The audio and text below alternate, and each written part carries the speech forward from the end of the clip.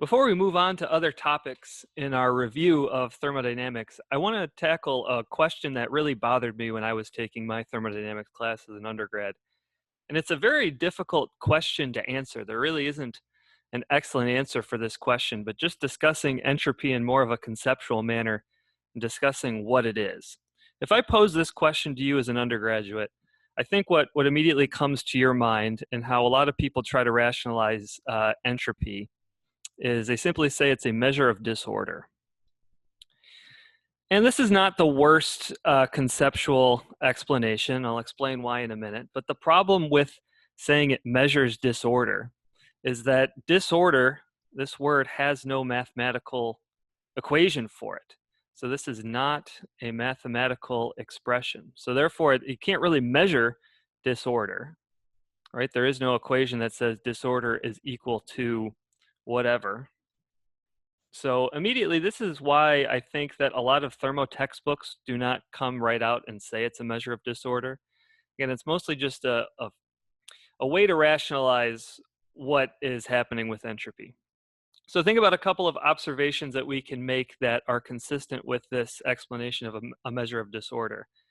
One potential explanation that we can make, or observation that we can make that is consistent, is that the entropy of a solid, so S of a solid, is less than the entropy of a liquid, which is also less than the entropy of a vapor, in general. Right, so in general. So because entropy is increasing as the state of the matter liquefies and then further vaporizes, we just try to visualize what the molecules are doing in a vapor. They're flying around very, very fast, every which direction, kind of seems disorganized. In a liquid, molecules are moving a little bit slower. They're a little bit closer to each other, probably a little bit more ordered. And in a solid, we envision this lattice structure that we can envision from our material science courses. So just by looking at these, it looks like the solid just has a more ordered look to it, and it gets more chaotic and more disordered as you vaporize.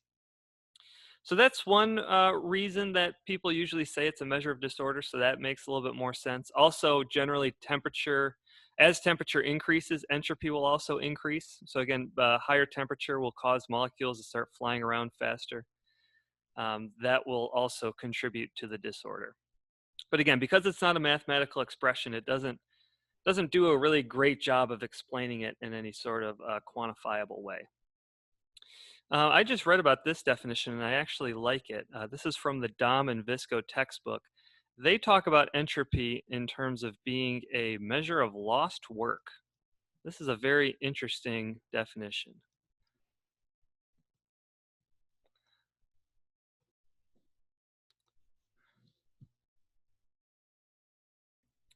So what does this mean, measure of lost work? I said this last time, and we'll look into it in more detail today, but for a reversible process,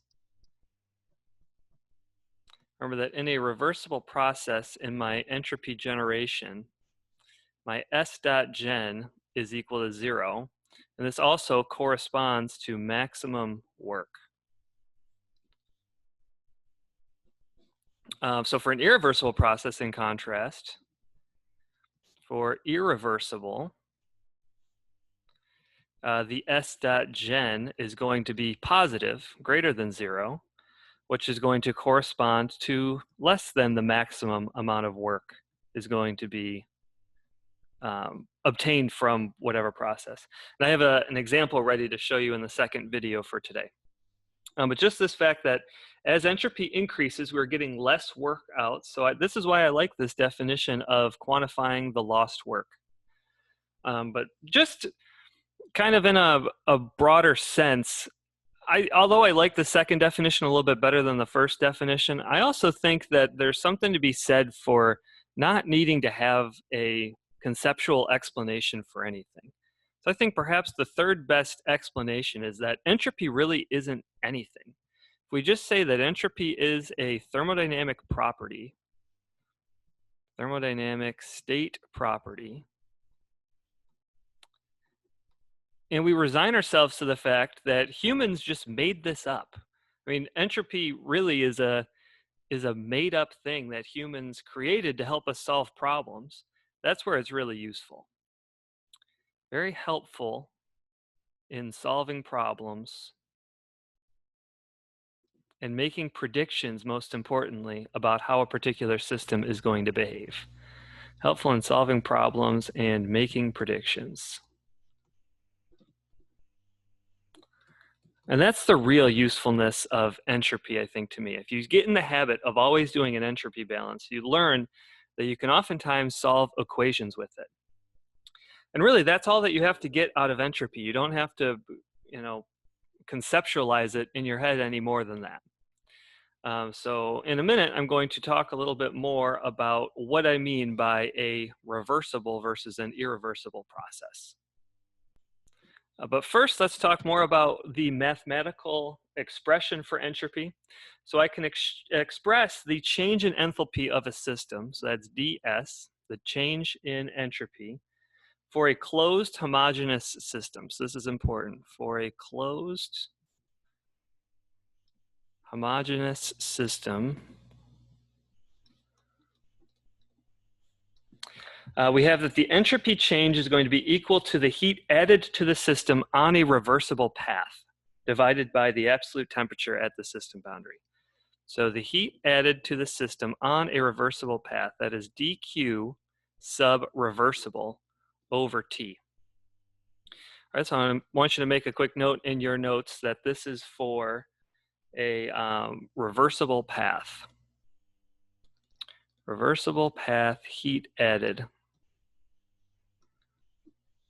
And this T is going to be the temperature at system boundary that the heat transfer occurs. System boundary. So this first subscript of reversible, it kind of seems very restrictive. In other words, if we don't have a reversible process going on, how can we ever hope to calculate what the change in entropy is? And the way that we justify that is we say that entropy is going to be a state property. Because it's a state property, it doesn't depend on the path that it takes, that the process takes in getting from initial to final state. So you use this fact, and you can envision a hypothetical path that is reversible, that starts at the same initial state and ends at the same final state as your irreversible process, and then that would be how you change entropy. So just kind of conceptually here, let's say we've got an initial point on a treasure map or something and a final point. Initial and final. And let's say that, let's say that the initial point is like on the top of a mountain or something. So stick with me with this example. Top of mountain. And the final point is like down in a valley. An irreversible way to get to from the top of a mountain to the bottom of a valley would be to jump off of a cliff, right? And that's irreversible, right? Because you can't climb back up that cliff. A reversible way to get from initial state to final state would be to go slowly around. If you had a path that'll lead you there without having to jump off of a cliff, that would be reversible because you could just simply walk back up the other side. And regardless of the path which you take to go from point A to point B, your change in a state property is going to be the same. So if you imagine your change in potential energy, that is going to be the same no matter how you choose to go from point A to point B.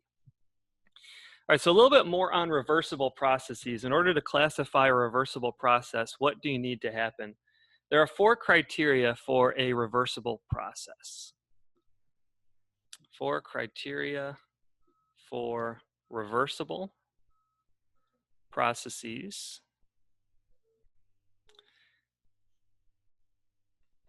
The first criterion is that it has to be a small driving force. So infinitesimally small, I'm sorry, I'm having trouble spelling. One second. All right, I figured it out. Infinitesimally small driving force. So this means that whatever driving force is in your system, a difference in temperature, for instance, a difference in concentration, which is causing something to happen. If you have a driving force that is too large, you're going to have a gradient in that driving force. And whenever you have a gradient, remember the laws of thermodynamics are going to want to dissipate properties along that gradient. So by saying you have an infinitesimally small driving force, you don't allow those gradients to occur, and then therefore you don't lose anything. The second criteria is that it has to progress through a series of equilibrium states. Progresses through a series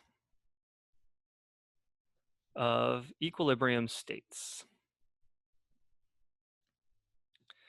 So back to my silly jump off a cliff in the mountain example. If you jump off of a cliff, you are not going to be at equilibrium if you're falling from the top of a mountain to the bottom. But if you go slowly and you're never jumping off of anything, you could say that every step is kind of like an equilibrium state. You're not moving too fast. The third criteria is that you can return to your original state without a net addition of heat or work. Return to